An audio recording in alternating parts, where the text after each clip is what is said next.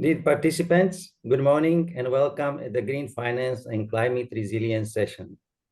My name is Pavel Kapsdorfer and I'm Network and Partnership Manager at Microfinance Center, and I will moderate the session today.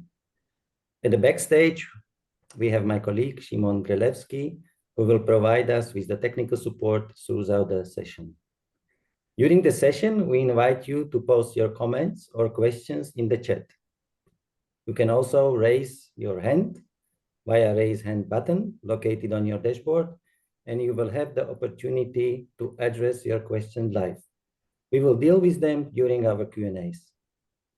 A central theme of the session is the growing climate risk confronting European agriculture, innovative funding strategies, and the urgent need for effective insurance and risk management solutions. Let me welcome and introduce our speakers. We have with us the following experts: Milena Dobreva, Financial Instrument Advisor within the Advisory Financial Institutions Divisions at the European Investment Bank Operations Directorate. She is part of the team of Fee Compass Advisory Platform, a joint initiative with the European Commission aimed at encouraging the use of EU and public funds through financial instruments. Alina Nicolescu, Head of Microfinancing at AgriCover Credit, Romania, and with over 20 years in finance, Alina has played a pivotal role in developing and launching My AgriCover, Romania's first fully digital financing platform for microfarmers. As a head of microfinancing at AgriCover, she continues to drive innovation in agriculture microfinancing. And we have with us also Ermin Baktanovic, a senior investment officer in Finance in Motion, well-known impact asset manager with over a decade of experience in fostering sustainable development in emerging markets. Based in Sarajevo, Ermin primarily supports investment operations in Bosnia and Herzegovina and in Croatia, focusing on impact-driven investments with financial institutions. Before we jump into questions to our speakers, I would like to congratulate once again to Ermin and the European Fund for Southeast Europe. For those who were present at the opening session today, you learned that EFSI has been recognized by MFC as a 2025 leader in sustainable agriculture finance for their sustainable agriculture financing strategy. So let us dive in, and I would like to start with right away with Ermin. As a representative of recognized organization. So Ermin, could you please give us a brief overview of EFSI activities as one of the funds set up under Finance in Motion, with focus on its agriculture financing strategy, which aims to help farmers in Southeast Europe, but also in Caucasus, with their transition to sustainable and environmentally friendly agriculture practices. The floor is yours. Thank you. Thank you, Pavel. First, I would like to thank you for recognizing EFSI in its sustainable paths and things we have done in promoting sustainable financing. That's the first thing, and to give us also an opportunity to present sustainable agriculture, which we have products which we have implemented in 2023. As you already know, EFSI has quite a long footprint in the market of 20 years. We have been focused actually on the sustainable and inclusive growth of local small businesses, including the one in agriculture.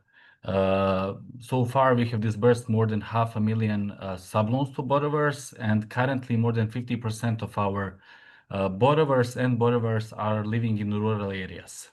Actually, that position us as a very, I could say, as a very relevant player in the market and in this topic, especially in the especially knowing that agriculture is not very well actually developed in the markets we operate in. Why agriculture? Based on certain researches and based on certain numbers, around 23% of population living in EFS areas are actually involved in agriculture. On the other side, this 23% just generates 6% GDP based on certain figures. So that is actually showing that in the regions where we operate, we have inefficient agriculture production, unsustainable farming practices in many ways, and outdated farming technologies. If we combine this with climate change, droughts, floods, with the evolving regulation that are coming actually from not just from the government but also from the EU, labor shortages, volatile input costs. In this context, transition to sustainable agriculture and agri-food system is critical. So with our financing, we are aiming to ensure actually to support the institutions and the farmers to ensure the food security, to ensure their incomes, resilience, which are considered as one of the most, let's say, important factors in the agriculture today. That is the reason why we actually position sustainable agriculture as one of the priority impact areas for EFSE. We are providing targeted financing to our partner financial institution to finance farmers that are implementing certain sustainable agriculture measures. And in addition, we are providing not just partner lending institutions, but also farmers comprehensive capacity building to raise awareness, to build up markets, to build up their capacities, to encourage the adoption of sustainable measures. How we started? In 2023, actually, we piloted the project in Romania.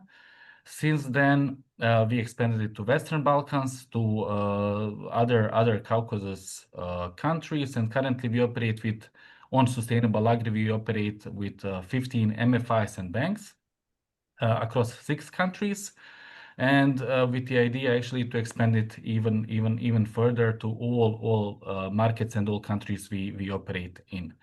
In total, we disbursed 125 million euros. A significant portion was dedicated to sustainable agri, and actually we are actively supporting the farmers to implement sustainable agriculture measures. On the other side comes the question actually how we measure, how we monitor and track this sustainable agriculture activities. A few years ago, we have developed EFSE's so-called green list, which contains actually a list of sustainable agricultural practices. For example, crop rotation, then technologies or equipment, for example, drip irrigation or different certifications for agricultural producers that are in general helping to, once implemented, are helping to improve the agricultural efficiency, circular economy, to empower farmers, while at the same time they are reducing adverse impacts on the environment. What I would also like to stress out now that we are also actively working not just with financial institutions directly, but also with the sectors in general. For example, in Moldova and Romania, we have a great partnership with local organization, and we have developed sustainable agriculture academies. On the other side, let's say in the Balkans, in Bosnia, we are helping institutions to establish so-called demonstration farms, where other farmers can learn firsthand from successful farmers how to implement sustainable measures. So these are all different ways actually how we try to promote and how we try to build up capacities of our institution to finance agriculture activities. For the time being, I would stop here, but in case we have, I hope that we will have time actually to discuss more maybe on green list and how we are approaching clients in that segment. Thank you. Thank you, Ermin, for this very thorough explanation of your contributions to the sector, and it's really important that next to the funding, you are able to offer to the sector a lot of non-financial services and assistance, which you know, is highly recognized and appreciated. I think all your partners which you have. One of your partners is also AgriCover Credit, and I would turn now to Alina and ask, AgriCover Credit is the biggest player in financing Romanian farmers, right? Indeed. Will you please share with us a brief overview of your activities and what is your experience with access to funding that supports green transition in order to build more sustainable, environmentally friendly agriculture? For sure. First of all, thank you, Pavel, for inviting us here. I am very glad and honored to share on how AgriCover, as a main player in the market, is contributing to a more sustainable agriculture in Romania. I'm very honored to be here with my co-partners into this webinar. Also, they are partners of AgriCover, EIB and EFSE as well. Congrats, Pavel, Ermin, for your recognition that you have just received. So very glad to be here. Of course, I will first like to share my presentation with you, just having a visual image on who we are, AgriCover, and okay, I will just share it now.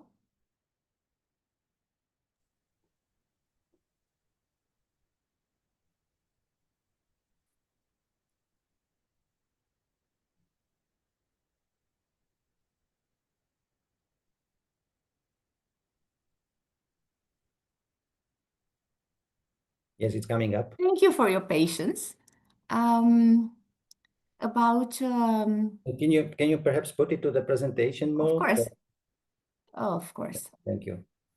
Fantastic. Hopefully you're seeing it right now. Yes, first slide.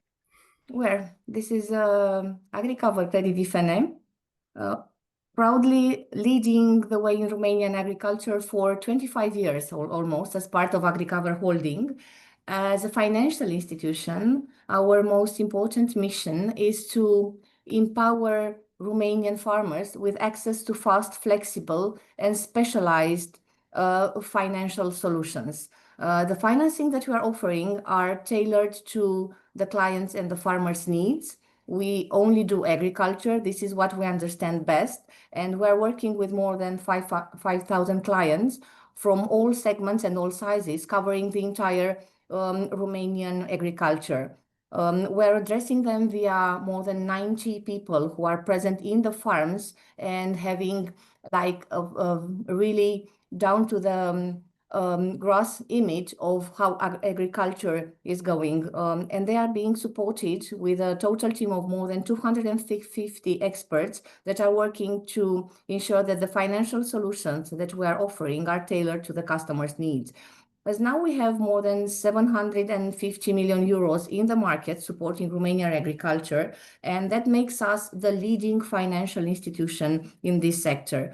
Our aim is to enhance productivity, efficiency, and also support sustainable agriculture. In the past years, we have aligned with our financing activities with the European Green Transition objectives, and we support investments that make agriculture more sustainable and climate resilient. And a key enabler to these initiatives is our strong collaborations with international financial institutions, and EIB is one of them. EFSE is another strong partner of ours, and we have extended our medium and long-term loans in order to be able to support sustainable financing in agriculture. We are not only providing access to funding, we are actually bridging the gap from the funding that we can access on the international market and the needs of the farmers who challenge a lot of risks and a lot of unexpected unexpected situations actually in the field. So this would be pretty much about us. Looking forward to be sharing some more, let's say, in the farm and use cases and how we are actually doing that. I will stop sharing now. Thank you, Alina, for this brief intro, and I'm looking forward in the next round of questions to get a little bit into that. And it's great to hear that organization like yours is able to access dedicated funding for development of agriculture and also technical assistance which is related to such a funding. Thanks to EIB and thanks to also EFSE. And to have the picture a little bit completed from the European Union level, let me now turn to Milena and ask the question about the climate risk which European agriculture faces and how EU can help counter it. What are the key findings of new FI Compass study and analysis on insurance and risk management tools for agriculture in the EU, published earlier this year, jointly by the European Investment Bank and the European Commission? Milena, the floor is yours. Good morning, everyone, and I'm very happy to be with you today in this session because what this study that I'm gonna speak about is something very important, and it is kind of a red flag that climate risks are there and they are affecting the sector. I'm just trying to put a few slides on to visualize the study. So I don't know if you see my screen. Yes, we can see your presentation. So just next slide.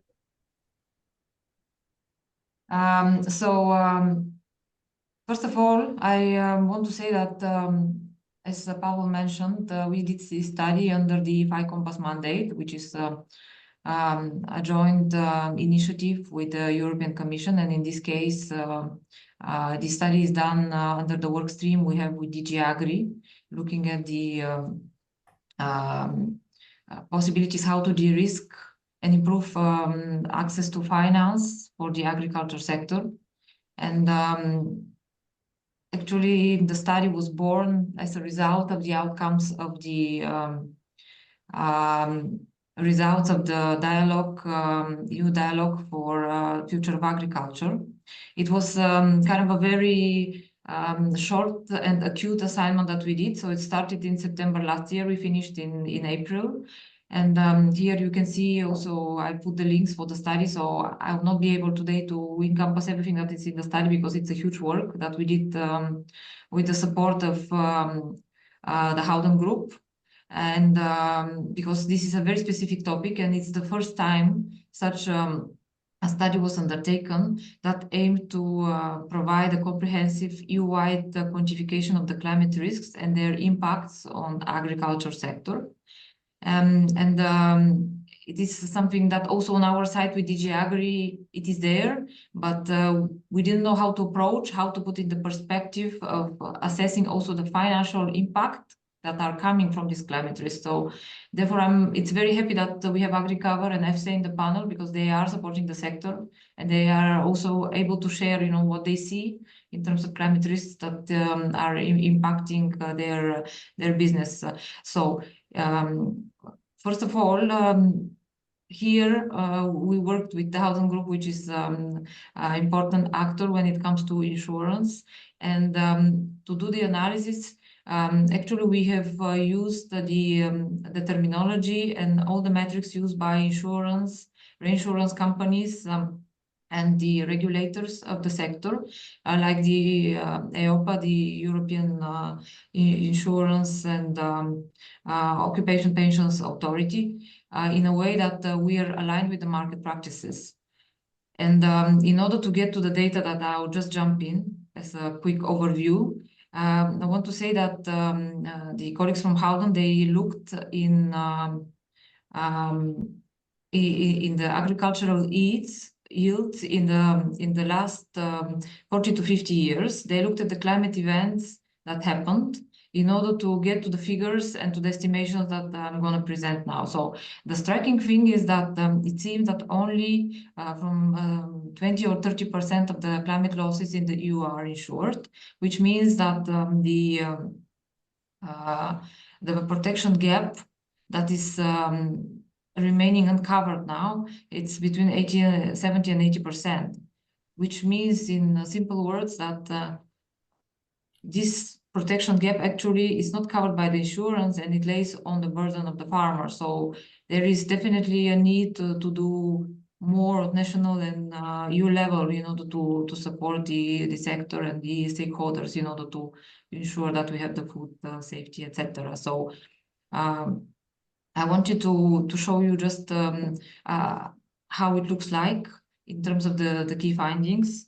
After digesting and looking at the different metrics, the conclusion is that currently the EU losses are estimated to be in the range of between close to 30 billion euros annually, and these climate risks are expected to increase in the future. These 30 billion average annual losses that I'm mentioning now, they refer to annual crops and the livestock, and respectively the share between the two is between, for crops it's like 17 billion and like 10 billion for the livestock production. And then when we looked at the different assessing the climate risks, of course, climate risks are affecting the different EU member states differently, because climate events are not happening at the same time at the same geographies. So it means that if a drought or frost or other events are taking place, they might not be having the same impact, or the losses will not be the same across the different member states. That's why we think that there is a need of joint action. And in terms of the driving, the perils that are driving these losses, after looking at the data, we see that the drought is actually the risk that is responsible for 50% of the losses. And it seems that it is the risk that is probably less covered when we are looking at the insurance. So these figures are a bit like to set up the scene and say that climate risks are impacting already the agricultural sector, and they are going to intensify in the coming years. And we have looked at different figures. We looked at the events that are more frequent, which if they happen, probably the losses would not be so high. But we also looked at the events that have lower probability to happen, but the extremity or catastrophic effect that when they happen will be bigger. So these figures that we are presenting here, between 60 billion of losses in a year, for example, if you look now in current years, they take into account on average the different type of events that could happen, and across the different member states, taking into account what protection is already out there and what is not covered. And based on the projection and estimations, it seems that climate is going to affect more and more agriculture, and in the mid-century we expect that the losses will increase by 50%, reaching to an estimate of 90 billion of euros. So, and I'll probably stop here because maybe it's too complex. Hopefully, if there are some questions, I can take them over. But definitely, it's a very specific topic, and we are also observing.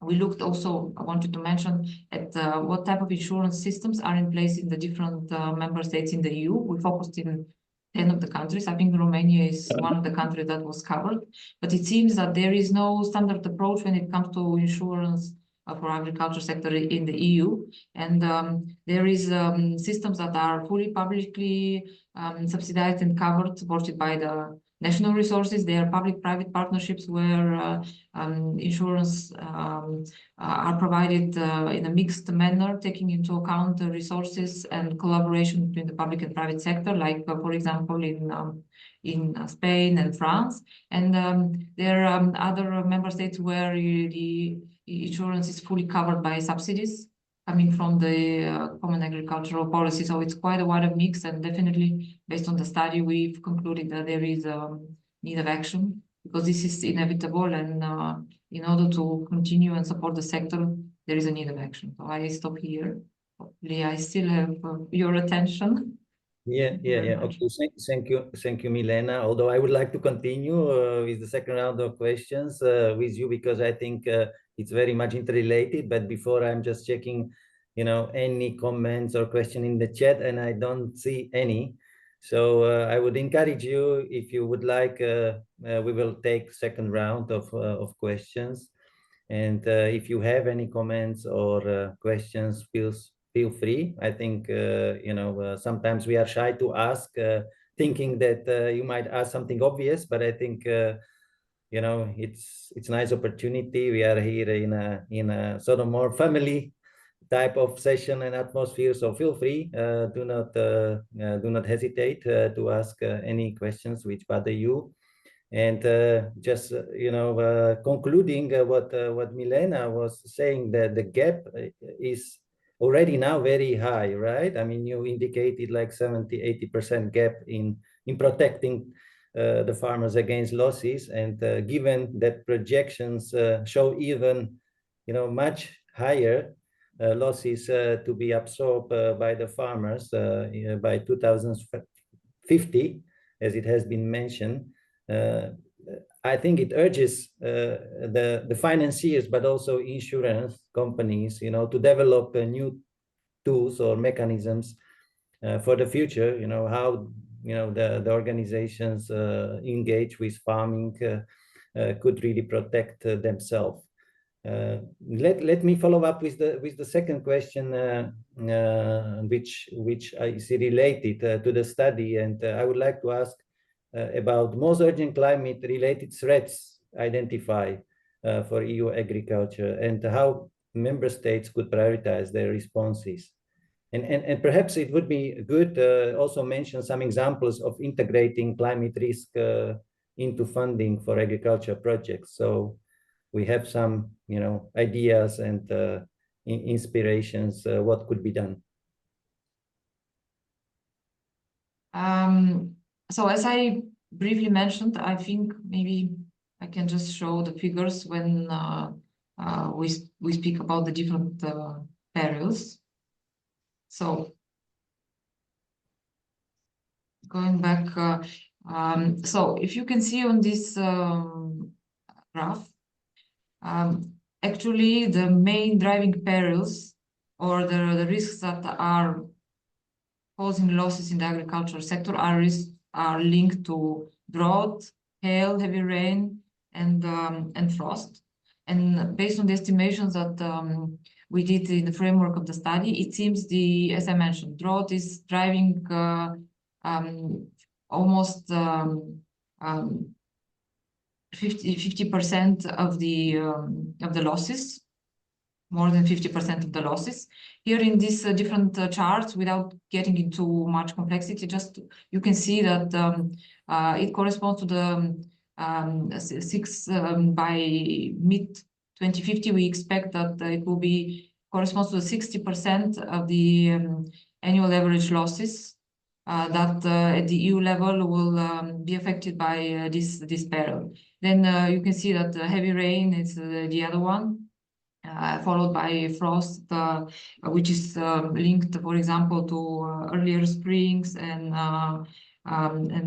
change in the frost days, leading to higher vulnerability of the crops, and depending on the geographies where it's happening and the time it's happening and the preparedness of the farmers. So then if you ask if there are examples and how this is taken forward, we have observed a few good practices that are worth sharing, but I think the main priority probably that we should focus on is adaptation and resilience, because the losses are going to be high, so we need to be prepared and invest in preparedness rather than covering and the losses. So therefore, we think that it's important to design schemes where we incentivize investments in adaptation, and the important thing that we are also looking to further investigate, and most probably we'll have a further piece of work on that, is how we can incentivize such investments in adaptation. What is the role that insurance could play in this?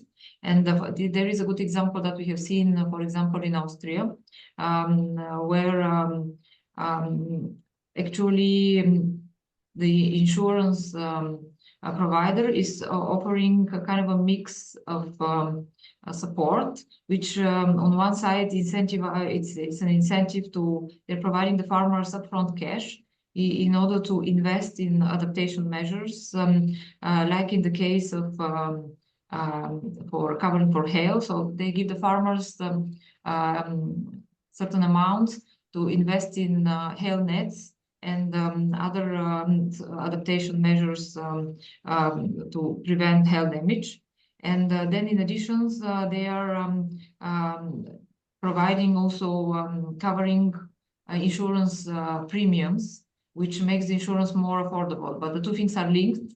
And somehow we believe that it's a good example that shows that there is a way of cooperation. And Austria, on another side, it's one of these well-developed systems where public and private stakeholders work together, because this coverage of the insurance premiums, they are also provided with thanks to the resources from the European Fund for Rural Development and Agriculture. So we believe such schemes that provide the private financing when it comes to the lending, incentivized through the coverage of the insurance premium as a good example. Hope this is something that we can build on in the future. Then we have other interesting examples, for example, in France, in the Occitanie and Auvergne-Rhône-Alpes region. They have EFRD financial instruments that are supporting farmers and agri-food companies in accessing finance for their business needs to further continuing. And they have developed schemes which allow easy access to working capital in the case when damages happen. And if in the region there is an event that has affected a huge number of farmers, they activate these measures, and they give priority to the financial institutions that work with them under these schemes to provide working capital to these farmers to recover faster from such their business and go back on track. And then the other important element is also the way the insurance systems are structured. Because in France, we know that on one side, there is also the public support from national resources that builds on a layered system. Because when losses happen, as we all know, there are losses that will be covered as we all have insurance, like house insurance, and we know that they are this attribution or depends on the level of the losses. So if the losses are not very high, we know there is a certain amount of the losses that are kept at the level of the farmer. So the idea is that we use layering approach. And if we look at the different type of losses that will be happening for the actors that are in this situation suffering from the losses, that if we go to these catastrophic events that happen, we have the different layers that kick in and can take more of these losses, because at the end, the other important element to mention is that climate risks are increasing. There is no huge or no very high uptake of insurance, which means the system is not balanced.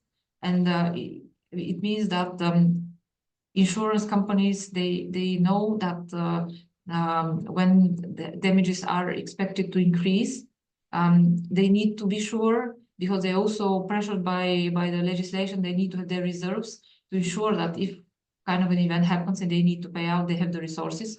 So in order to ensure this, we can expect that prices of the insurance could go high, and the insurance providers probably would not have such a high appetite to provide the insurance, which means the price of the insurance will go high, which even will have an opposite effect when we look at the farmers, because currently we see that there is a need to do something more to translate and provide the message and make the insurance more accessible, because at the end, the idea is to have the partnership which will kick in force when such events happen. And as we see from the study, these events are supposed to happen.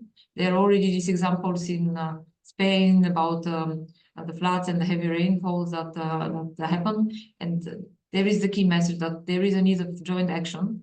And we know that the EU level, there are some possibilities to cover losses, like the agricultural reserve from the CAP, which comes into help for the member states to cover the losses of the farmers. But we believe that with the increasing events that are expected to happen, these resources will be not enough, and there is a need of joint action at EU level, so that we enable to attract and have the necessary resources, so that we have the how to say, the tools to support the sector when such events come and there are such losses.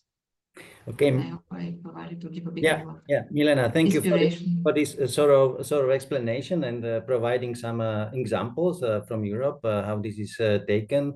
And we see there is a need for future thoughts and preparation and mechanisms to be developed about these adaptation measures and developing or building resilience with the sector, instead of expecting that the farmers are going to pay and be willing to pay, right? Which is rather exception than the rule. Ermin, you conducting assessment of different agriculture markets. What are the measures that can be considered sustainable, at the same time supporting environmental friendly practices that help farmers to build this resilience? And let's be briefly now on because I see the time is running fast. We are taking more time than we expected. Before I start, just a minor comment actually on Milena's presentation. I'm if there are that many constraints in EU member countries, just imagine how is the situation in non-EU countries where we don't have agriculture insurance, for example, in Bosnia, and yeah, a lot of challenges for the agricultural producers in our markets where we operate, considering that out of 15 countries, active countries for EFSE, just 3 of them are EU. So there are a lot of challenges in implementing any kind of agriculture and in particular sustainable agriculture. So when we talk about measures we take in terms of sustainable agriculture, we are actually focused on the measures that bring practical, tangible benefits for local farmers in the face of changing climates and regulations. So we support a broad list of measures to support broad list of measures. For example, we finance water efficient solutions such as drip irrigation, cover cropping and intercropping to maintain and grow soil health, circular economy solutions such as solar water heaters, composting, waste reduction methods. So different kind of measures that are all there to support resilience of the farmers. We also help to promote the animal welfare, sustainable animal husbandry, more optimized animal housing to improve the health, and also to grow efficiency in many other aspects. What is noteworthy mentioning in this particular thing that when adapting our sustainable agriculture product to each market, we make sure that we closely analyze local farmer needs, challenges, market maturity levels, all in order to make sure that our product is relevant and it responds to market needs. In one of the researches we conducted, we realized that our EFSE average farm is 3 to 10 times smaller than the EU average farm. So just taking that into consideration is actually a great signal how we need to adjust and how we need to adapt our standard list of green measures to each particular market. So in that regard, it is very important to adjust the eligibility criteria to local context, to farm sizes, to main commodities produced, main socio-environmental challenges, and all that actually once adjusted, we are back testing. Actually, we are validating it with our partner lending institutions to make sure that it is a good product for the market. I'll just give a few examples. Actually, what we, for example, did in Western Balkans, in particular in Bosnia, in northern part of the country, which was experiencing severe rainfalls.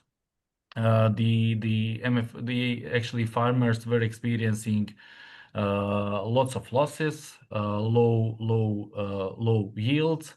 They also had lots of damages on their agriculture equipment, mainly on their old greenhouses.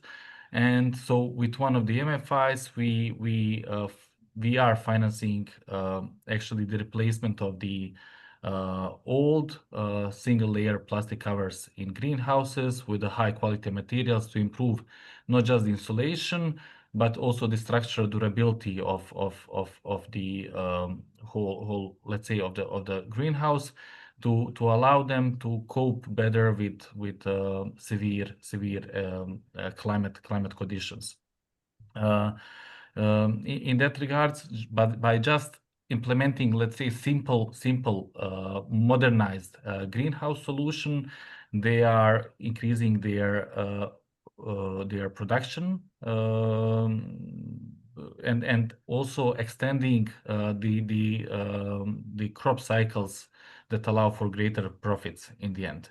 Also, we had cases in for example, Romania, where we were financing. Milena, you mentioned that in many EU countries, droughts are actually one of the main the highest risks actually when we come to the climate. Then in Romania, we had investments in low till farming equipment, for example, seeding cultivators that are, instead of conventional deep till farming machinery, that are allowing for actually to allowing for better yields in any aspect. So these are all the measures that are, there are many measures actually that we can finance through our green finance list. I would just mention, let's say there are 5 segments, five areas of the financing. So one is sustainable soil and land management, resource efficiency, circular agriculture, livestock farming, and sustainable certification. And among these 5 areas, there are different measures that actually we are adopting to each market, so to allow actually our institutions, our partner institutions, to lend to clients and invest in sustainable agriculture solutions. Thank you. All right. Thank you very much, Emin, for these examples. And I think we go to practitioners, to Alina. What are the main challenges and risks you consider in relation to impact of climate risk when you are lending to your clients? And what actions and measures do you implement to mitigate that impact? Ermin and Milena gave an overview on European level. I would deep dive into Romanian agriculture, where climate change is the main risk that both farmers and financial institutions are facing. And I would like to give a little bit of context. If we speak about Romania, we have an yearly increase, a significant increase of the annual average temperature, which affects the crops. And there's something very interesting. The average yearly rainfall is quite steady for the past years, but the time of the year when this rainfall comes generates severe drought and also heavy rains, which puts a lot of pressure to the farmers up to the point where their financial health is at risk. Why am I saying that? Is because in the past years we have like 2022 and 2024, which were years with severe drought, and farmers had to make some very important business model choices in terms of making different crop choices. They increased the average and the percentage of the autumn crops, which need less water, and reduced up to zero in some areas of Romania the corn crops. They're actually not seeding corn anymore. And they're also doing some technological changes in terms of switching from classical to minimum or no-till. All these changes in technology require two things. One of them is actually three. The most important are the financial resources, and this is where we come with dedicated products. The other one would take time, because you can switch from classical to minimum or no-till, but the results will actually be seen in let's say 3 or 5 years. And the third one is patience and financial resilience, where we can as well step in and support them. So these would be the changes the farmers are doing. Our responsibility lies first in giving them the financial suitable instruments to be able to go through with all this transition. And when I'm saying financial instruments, I'm talking about specific products that we have. I mean, we are financing irrigations, we are financing new technologies, and we're also financing insurance. So I would take them one by one. When talking about financing irrigation, in Romania, we have 9.8 million hectares being exploited in agriculture. Less than 500,000 of them are being irrigated, which is less than 5%. So having a good product in terms of financing for irrigation is really important, because we're not talking only about equipment, we're talking also about land works, about being able to bring the water source to your land plot. So this is an extra cost and needs to be part of a larger project with specific know-how into financing. This would be irrigation. When we're talking about equipment, having the new type of equipment in order to implement minimum and no-till implies actually changing the entire equipment that a farmer has. I mean, not using a plow anymore, using just one implement which covers it all, that going after harvesting and actually covering all the works that have been done, the technical and mechanical works, and that is expensive. And this is where AgriCover comes with dedicated financial products for equipment purchasing. And the third one is something that we have launched in the past years, and it's really important. I've mentioned previously that their financial health is at risk. In the past year, the indebtedness of the farmers has increased by 27%, which puts a lot of pressure on their cash flow. So even insurance costs sometimes is hard to cover. So we're coming with financial product, actually giving them the sources to pay for that insurance. At the same time, we have the responsibility, and I've seen a question on the chat about education. So what we have to do at the same time, I mean, we are designing all these kinds of financial products, but it's very important for the market to be prepared and aware into accessing them and using them to their own benefits. So our responsibility as trendsetter is also to educate the market. I mean, prepare the clients, prepare the farmers, let them know about the financial instruments and guide them through all this process. And I'm very proud to say that AgriCover is financing a program called Young Leaders for Agriculture. And we have been so far trained more than 500 young farmers who are ready to take over from their parents. That is really important because we are training them into farm management, into transitioning to these new practices to make them more resilient. And we are actually preparing the next generation of farmers. Our goal is to prepare more than 1,000 and actually contribute to the level of education in the agricultural sector. So if I were to just summarize what we're doing, we are educating, we are bringing new products, and we are addressing the relationship with a farmer like a long-term sustainable partnership. Because just giving a loan for buying a new equipment today is not enough. Until that equipment will be efficient and return profit, the farmer needs constant support for working capital and for unexpected challenges related to drought, mostly to drought. All right, thank you very much, Alina, and thank you for addressing the question from the chat. Yeah, I would maybe highlight or pinpoint just one important aspect when financing agriculture and helping the farmers.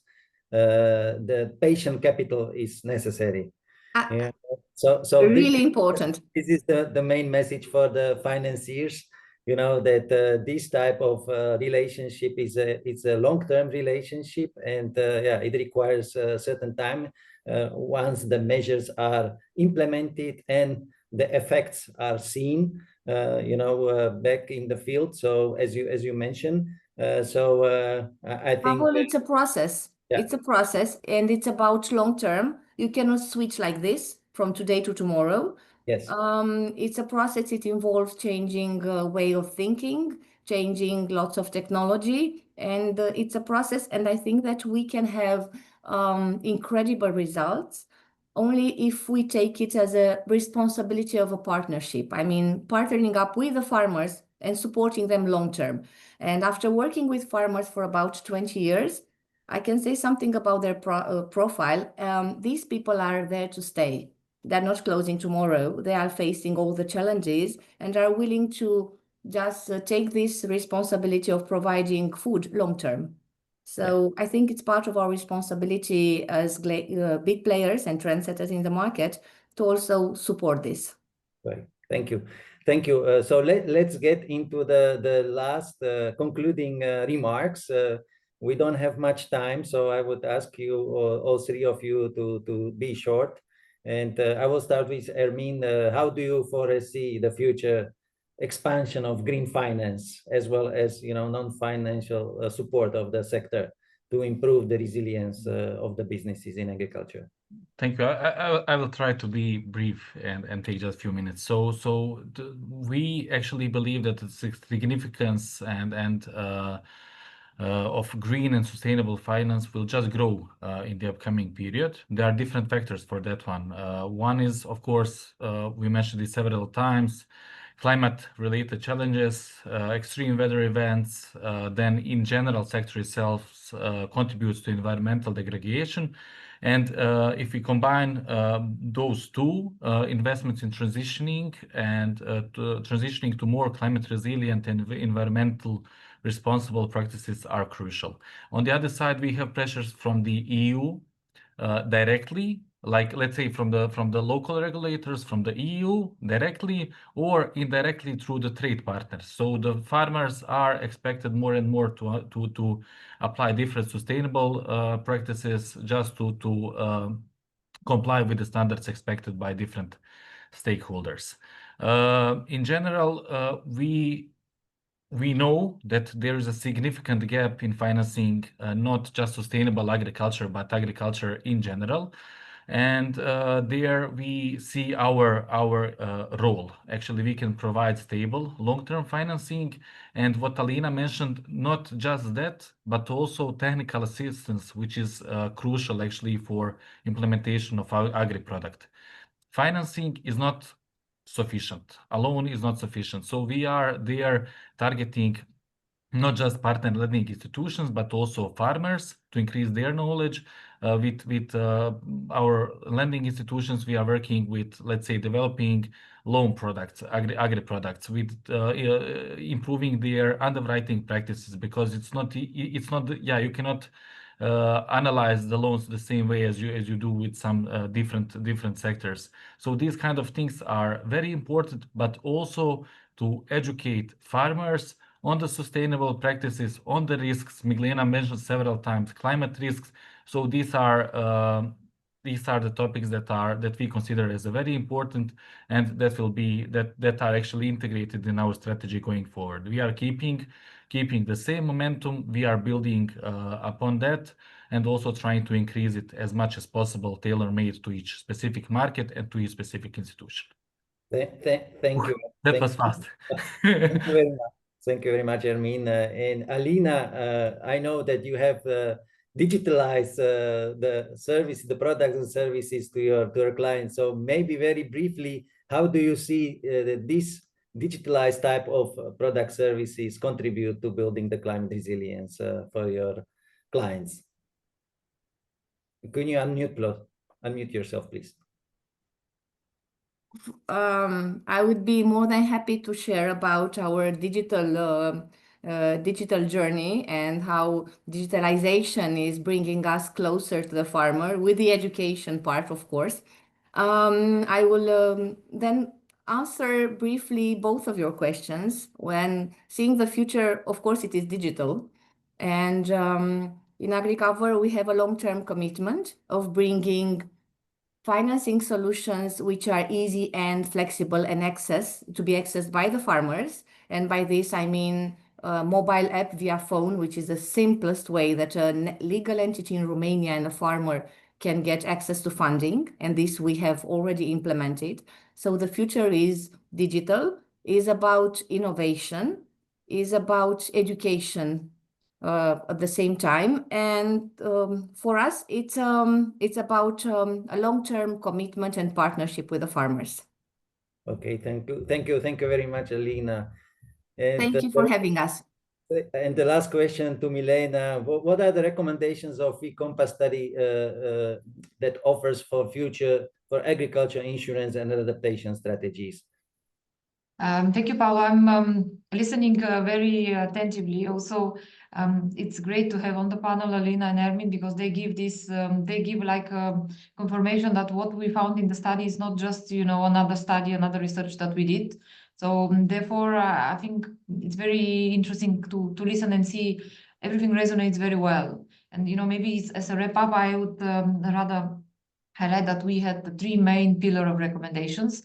I start with the first one, which resonates with the kind of the education and building the shared knowledge. Because I think when we speak about farmers, it's always this thing, financing is there, but you have this culture where you need to incentivize or show the farmers that finance combined also with the investment in the right areas, resilience adaptation is something that they should do, because some of the farmers, they simply think they are doing their agricultural businesses and they're fine. They don't think so much into investing in these things. So I think education is key.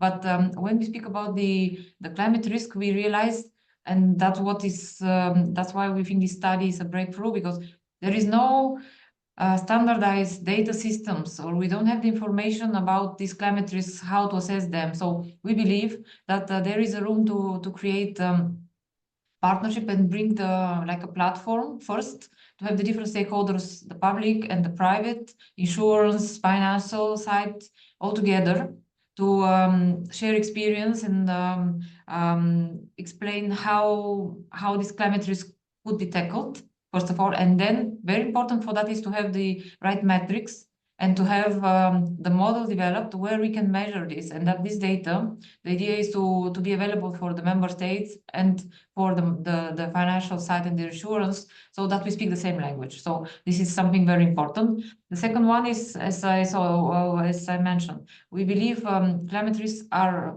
here, impact is huge, and we need to have a response to react at EU level to cover and finance such catastrophic losses expected from the climate risk. Therefore, we believe we discuss with DG Agri to use and bring risk capital markets into this picture, so that we develop models and mechanisms to integrate all these elements together and provide to cater for this.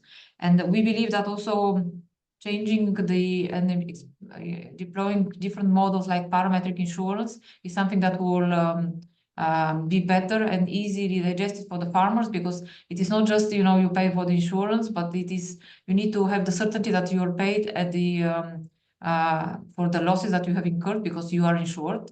So, and we believe that parametric insurance is something easier to handle. It means that this payment of the insurance will be linked to certain events that will be easily measurable. So then the flow and the compensation is faster. So I think it will be an element to also incentivize further the investment in the insurance and this kind of blended models. And we are ready to pilot with member states that are interested how this blended instruments integrating the involvement of the capital markets could further help them cover such losses. And I think we are happy to continue this discussion with the member states that are happy to go further and explore this with us. And then the last thing that I'll not dwell too much, because I think we spoke about this investments in climate adaptation and resilience. As also Alina and Ermin said, they are already practices, and we believe investing in prevention rather than covering losses is key, and we need to bring in all the necessary tools to encourage and incentivize this and develop the right models and financial instruments that will be suitable to further support the sector in this challenging time to be more resilient. Thank you very much. Thank you, Milena. So this brings us to the end of our today's session. I would like to thank you very much to our speakers for accepting our invitation and interesting information and experience sharing, as well as to our participants who decided to join us today.